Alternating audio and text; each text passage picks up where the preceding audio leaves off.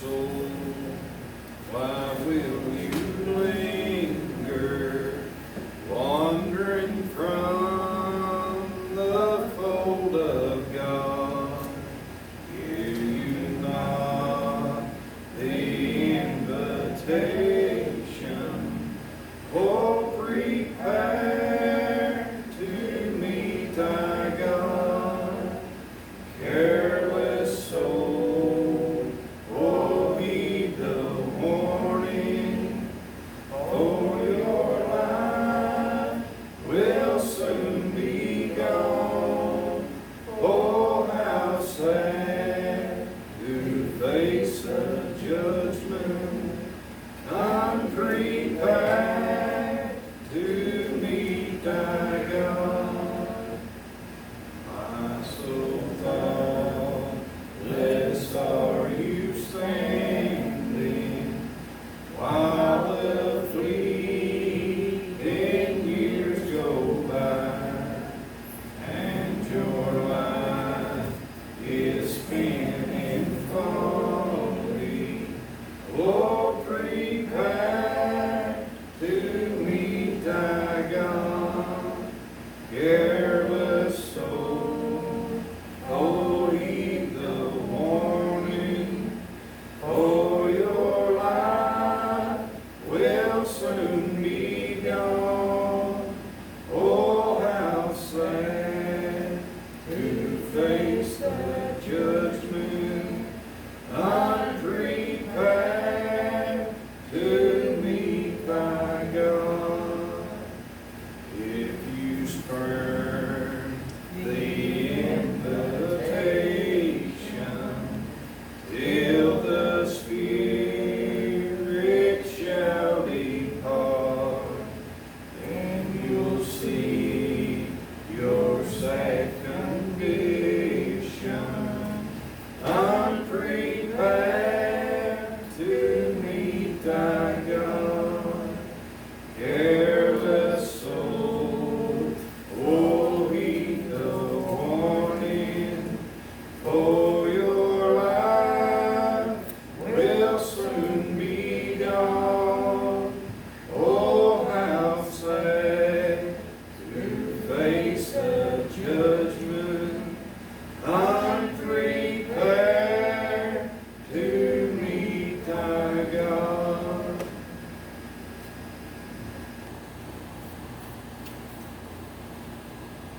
You got your Bibles, you want to, you turn to Acts chapter 27.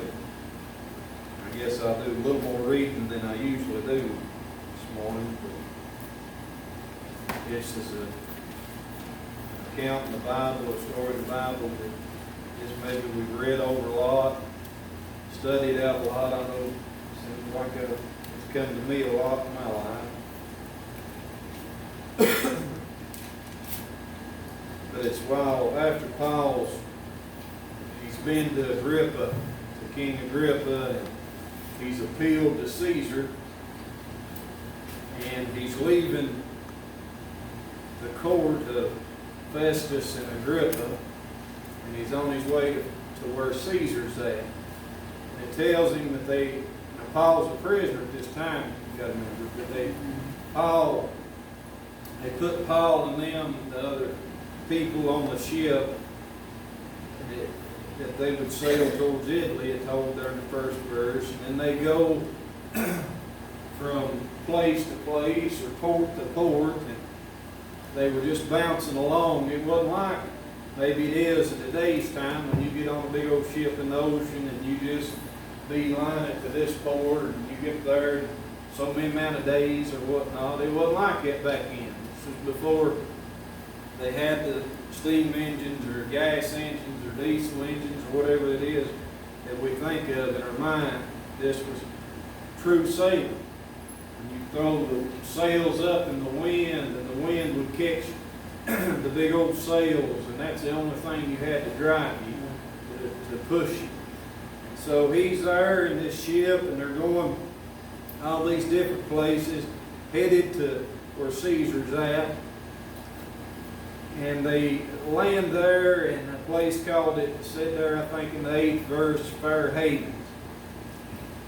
They're there for just a little while, a little too much long, I guess you'd say, because he starts there in that 9th verse. He says, "Now when much time was spent, and when sailing was now dangerous, because the fast was now already past, Paul admonished them, and said unto them, Sirs, I perceive that this voyage will be with hurt and much damage, not only of the lading and ship, but also of our lives." Now Paul, he's looking at it, come right at, boil it down, it comes between right around in September and October, is that hurricane season or typhoon season, whatever you want, stormy season that they're fixing to deal with. Paul just tells them, he said, "Look, I think it's too dangerous for us to get in this ship and head out there. You're going to lose your ship. You're going to lose all the weight and everything that you're carrying for commerce or whatnot." He said, "You're going to lose it all. And might lose our lives." But listen to this 11th verse. It says, "Nevertheless, the centurion believed the master and the owner of the ship more than those things which were spoken by Paul." In this life, as I was thinking about this, it comes down to one question, I guess, whether we'd answer it that way or not, or have it that way. Who are you going to believe? Who are you going to believe in your life? Who are you going to believe when it comes to things like this? Who are you going to trust in? Well, this centurion, the guy that's over all the soldiers, he said, "Well, I'm going to trust in the master of the ship. I'm going to trust in the owner of the ship." And I guess maybe he didn't know God, didn't know the things of God at that time. He knew what Paul had done and would later trust in him. But he trusted in what he could see instead of what he couldn't see. But he goes on, and I'll keep reading as long as I can here this morning to get on down there. But it says, "And because the haven was not commodious to winter in, the more part advised to depart thence also by any means they might obtain to Phoenice, and there to winter, which is an haven of Crete, and lieth toward the southwest and northwest. And when the south wind blew softly, supposing that they had obtained their purpose, losing thence they sailed close by Crete. But not long after there arose against it a tempest wind, called your cyclone. And when the ship was caught and could not bear up into the wind, we let her dry. And running under a certain island, which is called Clauda, we had much work to come by the boat, which when they had taken up, they used helps, undergirding the ship, and fearing lest they should fall into the quicksand, struck sail, and so were driven. And we, being exceedingly tossed with a tempest, the next day they lightened the ship, started throwing stuff overboard. And the third day we cast out with our hands the tackling of the ship. They start slinging over the sails and everything else. And when there's neither sun nor stars, and many days appeared, no small tempest lay on us. All hope that we should be saved was taken away. But after a long abstinence, Paul stood forth in the midst of them and said, Sirs, ye should have hearkened unto me, and not have loosed from Crete, and now to have gained this harm and loss. And now I exhort you to be of good cheer, for there shall be no loss of any man's life among you, but of the ship. For there stood by me this night an angel of God, whose I am, and whom I serve, saying, Fear not, Paul, thou must be brought before Caesar. And lo, God hath given thee all them that sail with thee. Wherefore, sirs, be of good cheer, for I believe God, that it shall be even as it was told me. Howbeit, we must be cast upon a certain island. I'm going to stop there just a minute. Now, they're sailing along, and Paul's a prisoner. He's not in charge of this expedition. He's just there to do what he's told because he's in jail.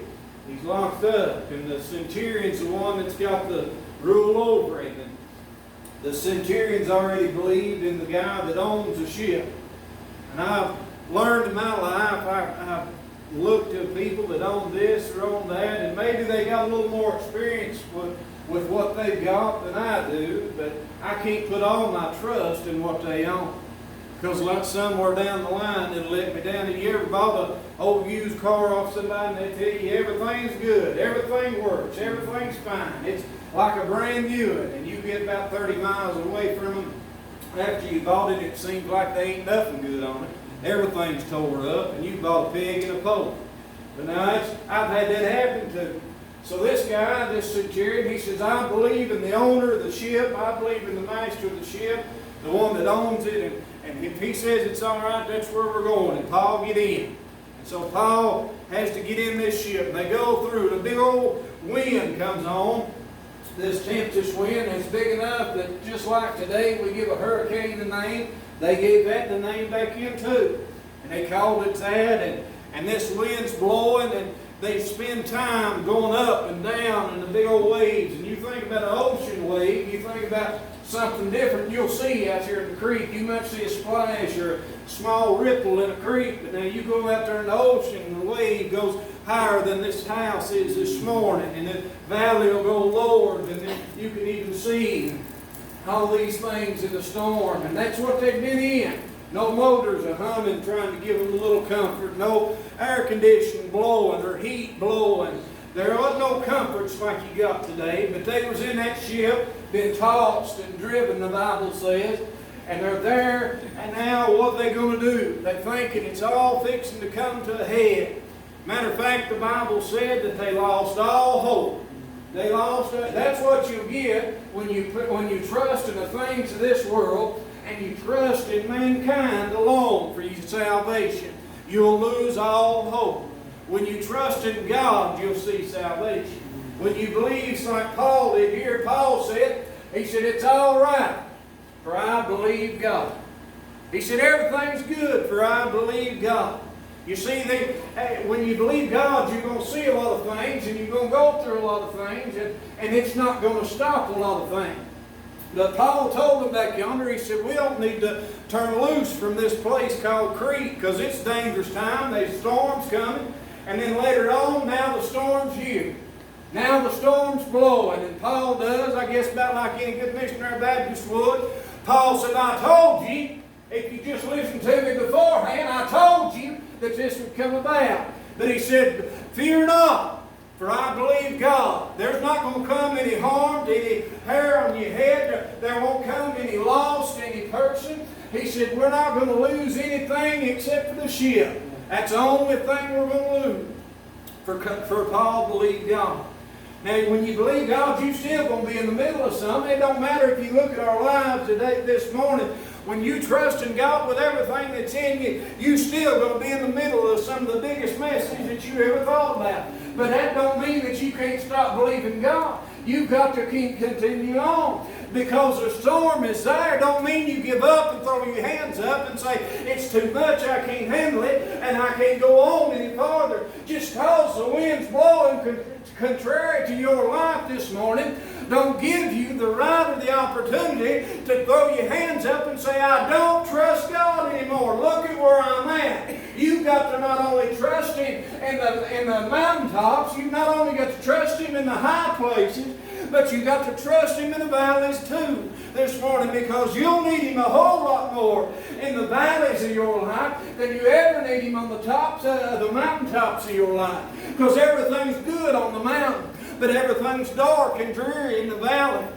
Now Paul's here, and he's got this mess. They've led him there, and he's had to be there, and he's told them, he said, now I believe God, this is what's going to happen.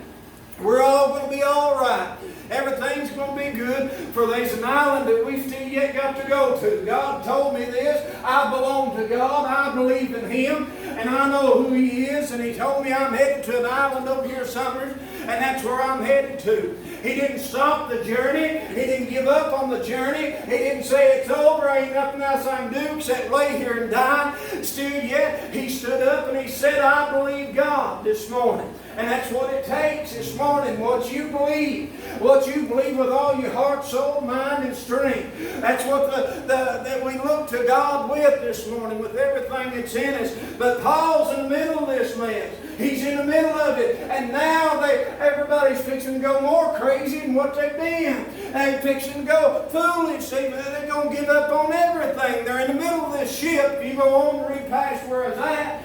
You go on there in the middle of this huge ship and in the middle of this big ocean, this big water there. And now they decide that after Paul had told them what God had said, now they decide, well, we're going to get down here in the boat and we're going to leave this ship. In other words, they said, we're going to get in the life raft. We're going to step down in it and lower it down the ocean, and we're going to leave this big ship. That don't make any sense. If you've ever been out here on the river and it come a hard rain or whatnot and the water began moving, I'd lots rather be in a John boat than I would my little old kayak floating down that river. I want something a little more sturdy. I want something a little more sound when the bigger water comes.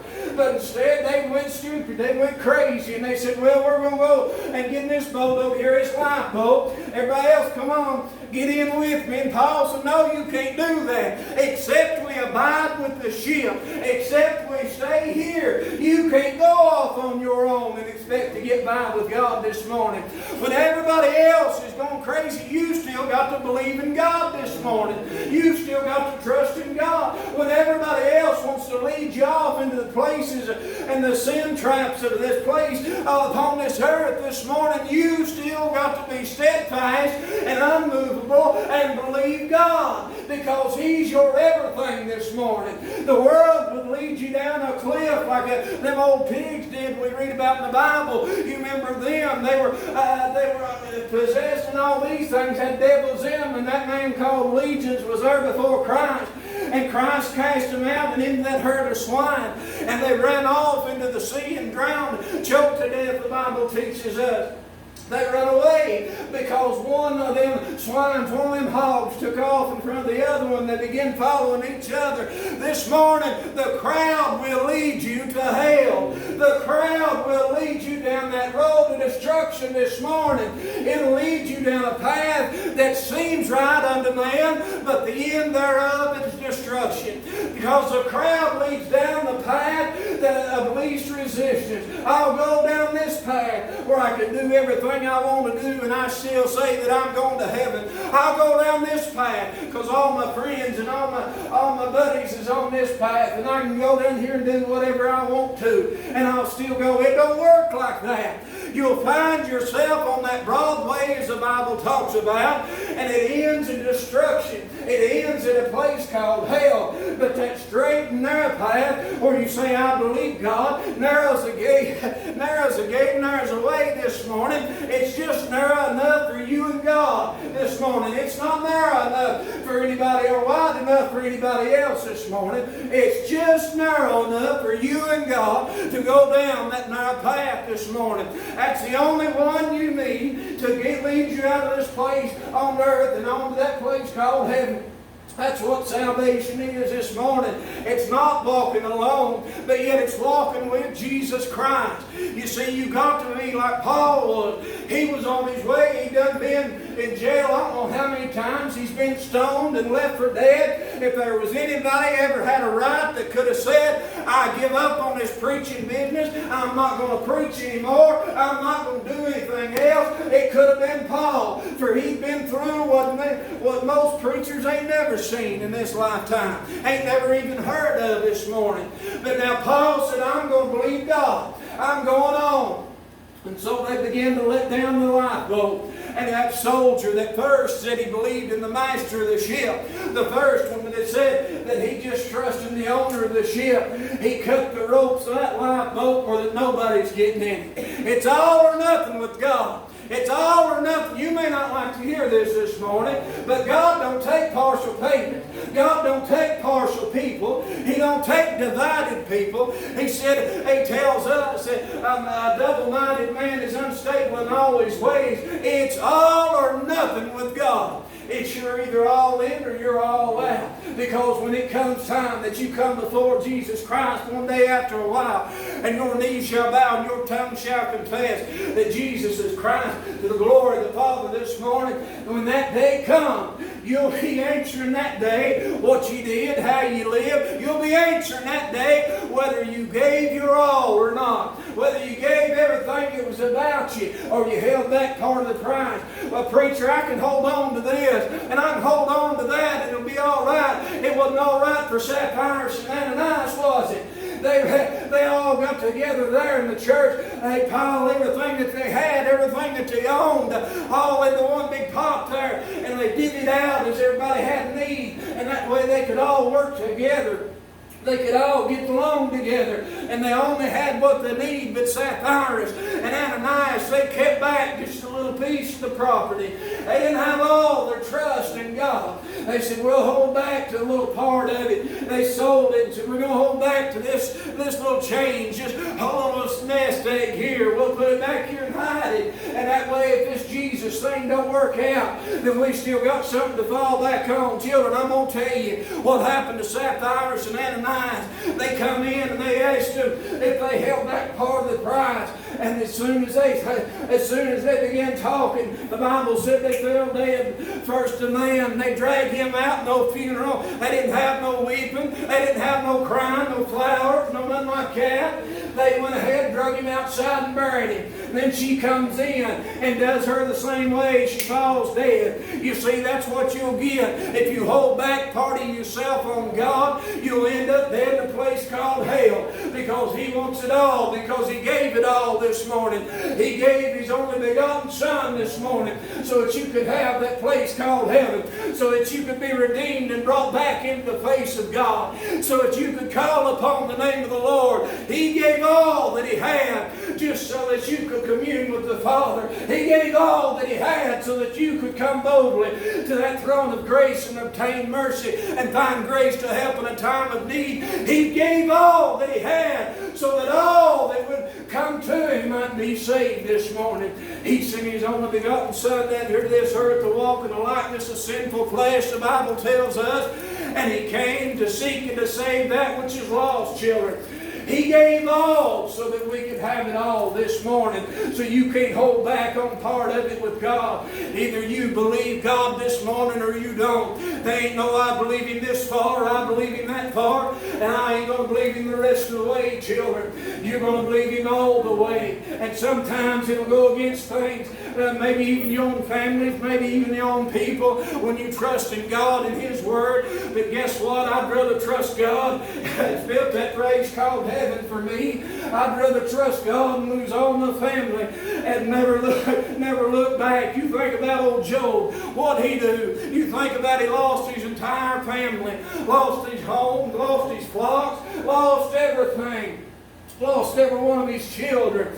And they all wanted him to just curse God and die. His wife said, why don't you just curse God and die? He said, you talk as a foolish woman. He had to believe God had a purpose and a plan for it all. And in the backside of that, you'll find that Job had just as many children on the backside of all this as he did before. He was a whole lot better off. Why? Because he believed God, children. You'll lose some things believing God. You'll lose some friends from time to time for trusting in God. You'll lose some acquaintances from time to time for trusting in God. But you've still got to press on. The Bible teaches us about those that believe God. We're not of those of perdition that draw back, but we're of those that press forward to the saving of the soul this morning. You see, we've got to continue on and say, I believe God when my world's falling apart. I believe God when everything is coming apart at the seams. Oh, preacher, you surely, if I believe God in the middle of it, it'll all come out better than what it was. It didn't for Paul, did it? You think about this. He just got done standing there on the ship that morning or evening or whatever it was. Just got done telling the whole crew, I believe there's 276 of them all on that ship. He just got done telling them, I believe God. And he told me we'll all be all right if we just stay with the ship. And then next thing you know, everybody's looking for the wind, looking for the lightning, whatever it was, the waves rolling. Next thing you know, everybody goes crazy and wants to take it out on their own in that little lifeboat. And that didn't put an end to it, did it? The storm kept coming. The storm kept raging. And Paul told them, except we abide with the ship, he said, there won't be anybody be saved. And the next thing you hear about, children, is that ship is destroyed. It's just little bitty pieces floating around. There's some that could swim, but everybody had to latch on to a piece of the ship, some way, form, or fashion. Because Paul believed God didn't stop the ship from being destroyed. It didn't stop them from getting the situation getting worse than what they even had seen so far. But yet, because Paul believed God, and he knew who God was, when Paul told him, he said, I'm of His. Children, are you of His this morning? When God calls upon you and He talks to you this morning, you'll know that you're one of His. Children, you can act like you ain't all day long, but somewhere in the darkness of the closet, and you shut the door on the world and get it out from behind you, and you go to talking to God, it comes to you, hey, I'm yours. And you're mine. You're my father, and I'm your child. Children, that's something that's personal between you and God this morning. And Paul knew that as he said, I believe God, and the ship still breaks all to pieces. But they go out there in the water. Now listen. They go out there in that water and the storm's still brewing, and they don't know where they're at, don't have a clue to where they're at, don't have maps, GPS, or nothing like that. They ain't got no clue where they're at. All they know is they're in the middle of the storm and they're fighting for their life. And they're holding on to pieces of a ship that they once stood upon, and they're floating along. Children, will tell you, there's a time in your life when everything will blow up and everything will go wrong and everything don't have no hope in sight. There ain't no light at the end of the tunnel, and the only thing that you've got to hold on to is a little piece of God. Some little hope, some little prayer that He's answered, some little Bible verse that He's planted in your head, whatever it may be, and that'll be the only thing that carries you on to safety. Children, I know what I'm talking about. I know what it's like when Leah's up there in the hospital as a baby. I know what it's like as a doctor come out and told us they didn't know whether she'd make it or not as they put that chest tube in. I know where I found myself that morning as we walked away and I went in the bathroom, that public bathroom at Holston Valley Hospital. I know what it is to cling to a piece of God when you're living wrong and you're not where you ought to be, but yet you've still got a piece of God to hang on to. As I knelt down the floor of that nasty bathroom and I called out to God, children, guess who heard me? It wasn't the doctors. It wasn't the nurses. It was God, children, because He gave me a little peace that morning. Children, I'm telling you, I know what it is to hold on just a little piece of the Scripture when you're laying in a hospital bed and you can't hardly walk, can't move, can't do anything on your own. And I know what it is to hold on to that one little verse where He said, my grace is sufficient for thee, for in your weakness my strength is made perfect. I held on to that one Sunday morning, children, up there in the hospital, and that's the only thing that gave me peace. Children, you hold on to the pieces that God gives you, because He'll give you strength in a time of need. To be, Paul says here, he said, I believe God. They didn't believe God until it comes down to the very end. And I don't know how much they believed Him then.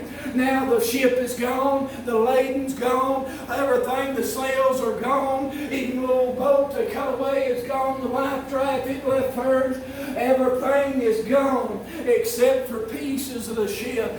There'll be times in our life, children, that everything is gone except for a little piece. It may be our families or whatever. I've lost many a loved one. I lost my dad, my mamas and papas and all this. And now all I've got to hold on to to, it seems like, as a little piece of a fragment of a memory inside of my head. When I find I want to reminisce and think about them, it may be a smell or something, but it's just a little piece that I can hold on to. But children, that's the way God is. He knows how awful it is down here. He knows how sin is running rampant down here. He knows how evil things are down here, but He still wants you to believe in Him. Paul said, I believe in Him. Preacher, I can't believe in Him when my whole world's gone to pieces.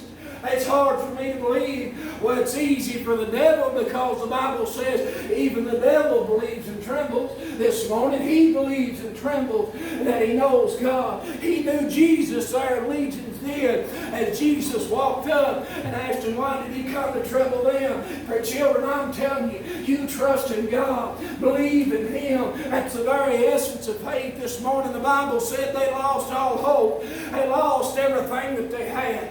They give up all hope and said, there ain't no way we can come out of this. Ain't no good thing will come out of it. There ain't no way that we can overcome this. The storm is too awful, and the ship is just too small. There's no easy way of getting out of here. Paul said, I believe God. That's all it takes, children. Faith is what it is this morning. They lost their hope. What's God this morning? Peter calls Him our blessed hope this morning.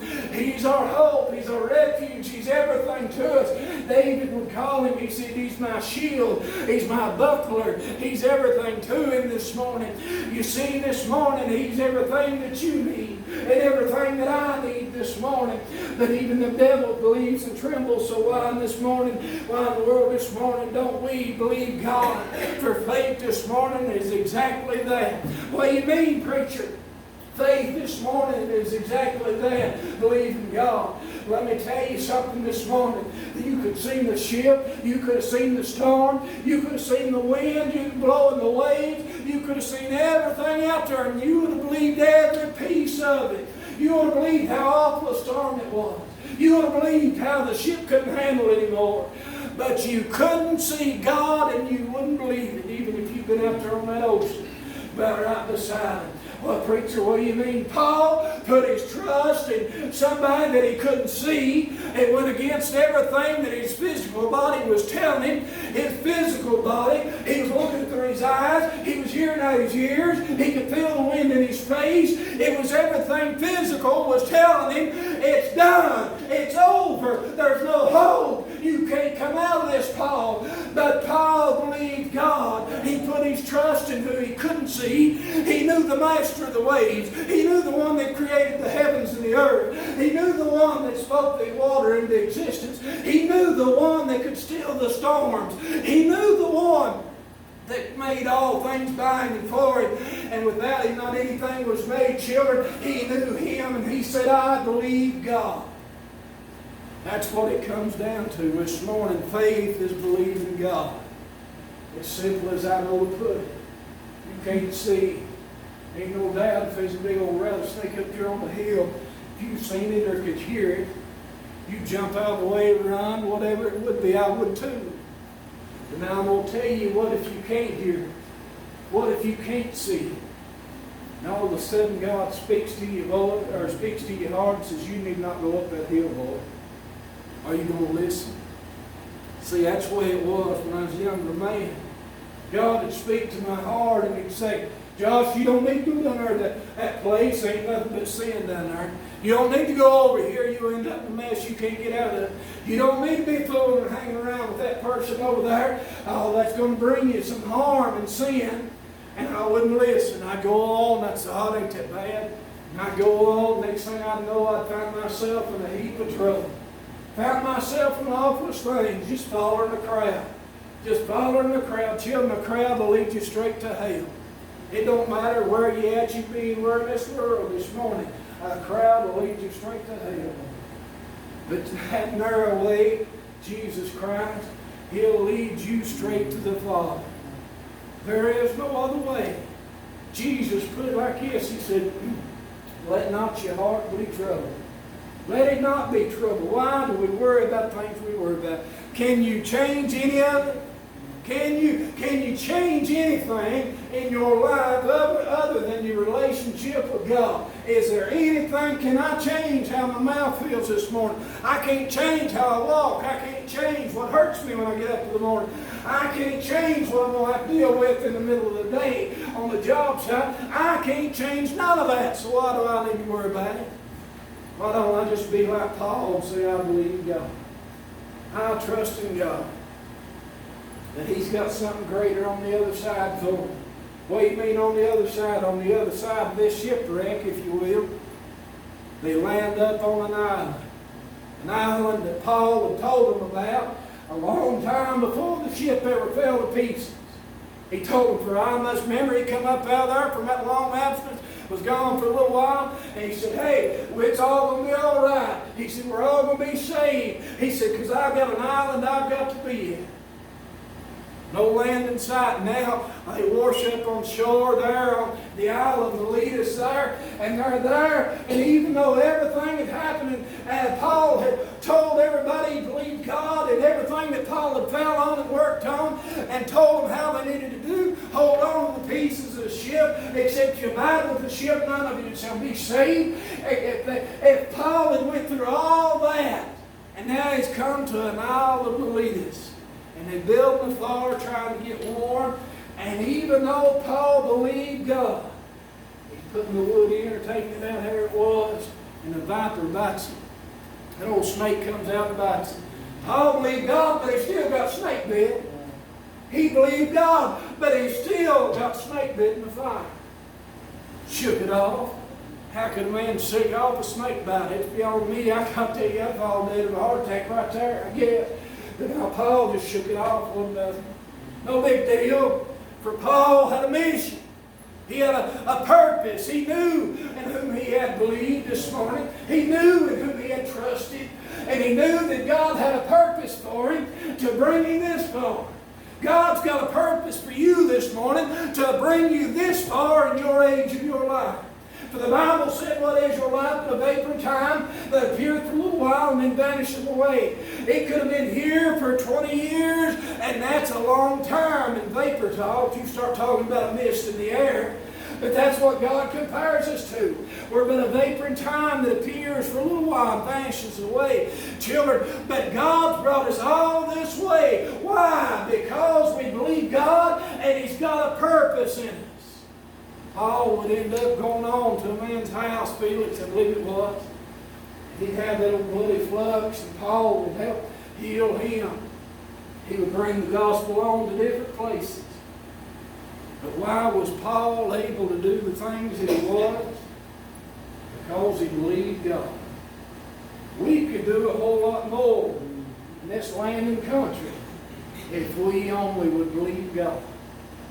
There's many persons I've talked to in my life down through time, and a lot of them will believe this verse, but they don't want to believe that one.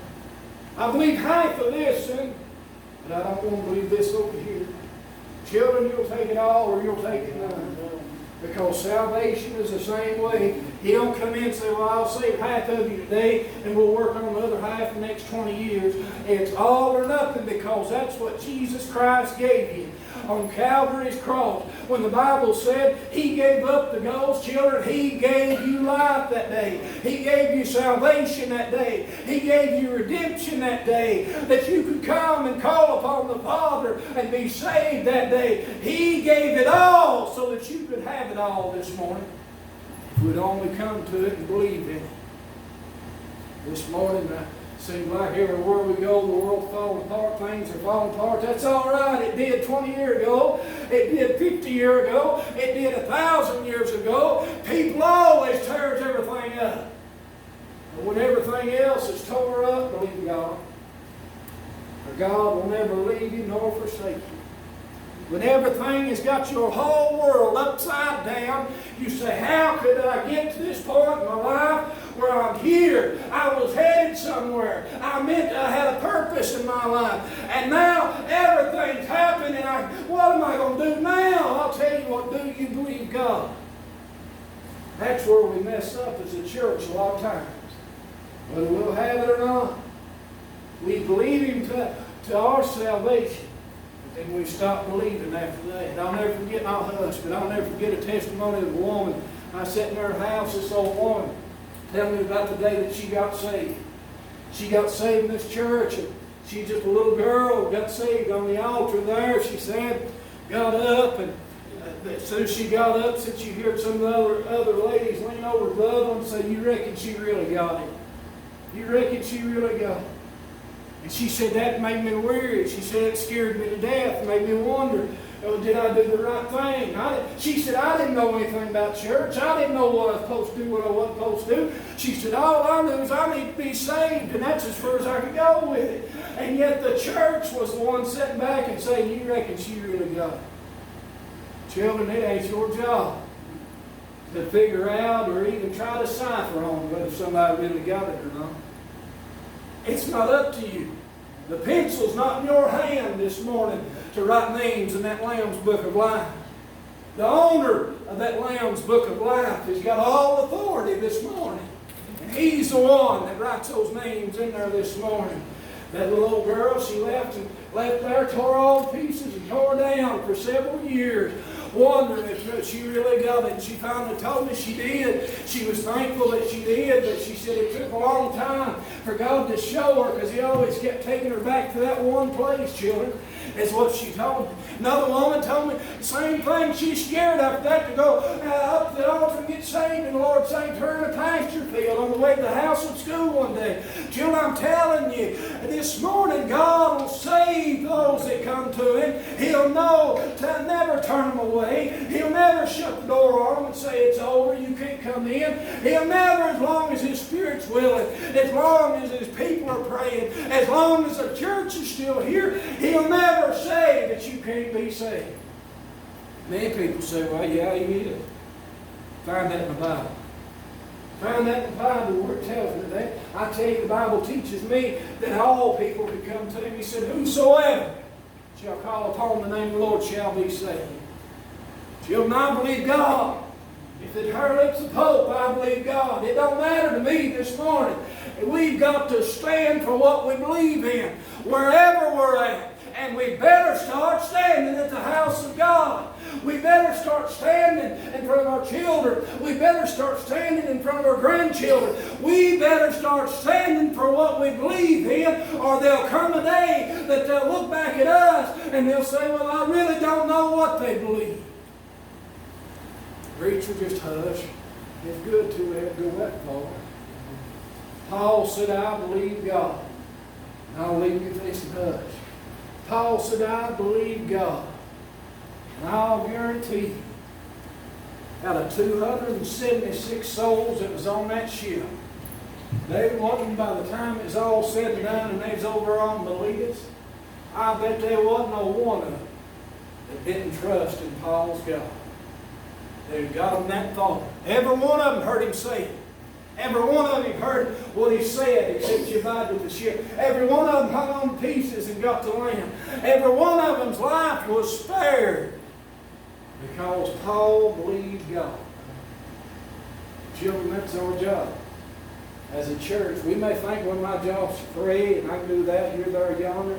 My job's to do this or my job's to do that. No, your job is to believe God. Simple as it comes. It's never, my goodness, I ain't ever seen it like this.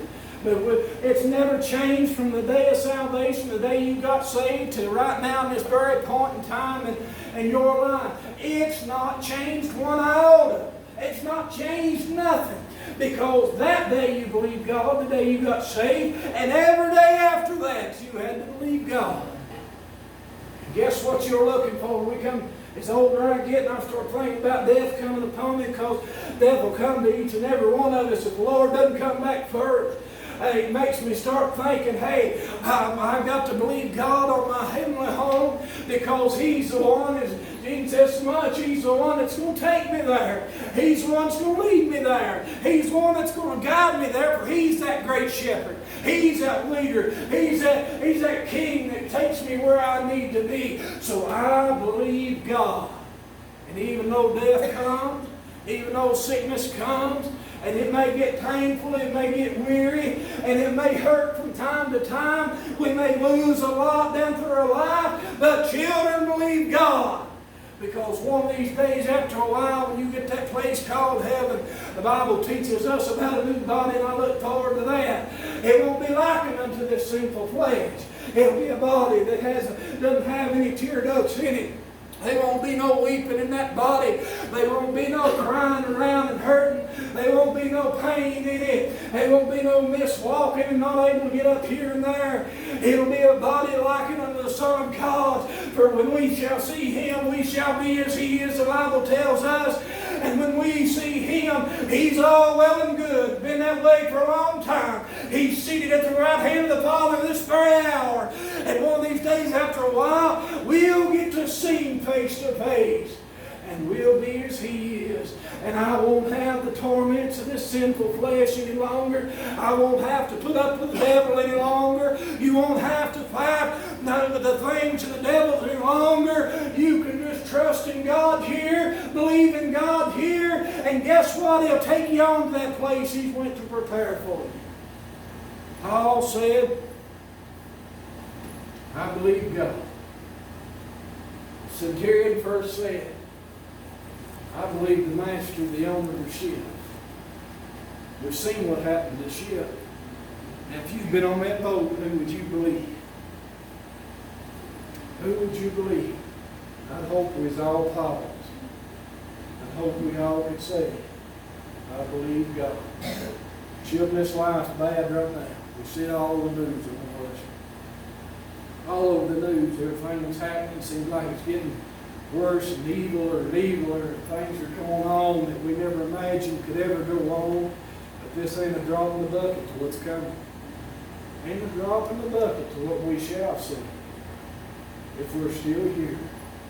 Children, our grandchildren, they're going to need to know that, hey, I can't believe in Josh Pettiecord. There's been many a scrape I've been in on my job and wrestle around somebody or whatnot, and I learned real quick. I don't do it on my own. I learned real quick that this body wears out in just a few seconds. It don't take long, but I believe God. And He's the one that takes care of it. And our children and grandchildren are going to need to know that, hey, even though Mom, Papa, and Mom and Dads and Uncle and Aunts and everybody else's life and my brother's, my sister's life got tore all to pieces and mine's all to pieces, they still need to know, look at that, you know what, they still believe God. Even though they had all that, they need to know that, hey, they still believe God. Children, I tell you, that they ain't no greater thing that you can leave your family behind. There ain't nothing else that your family needs to hear more than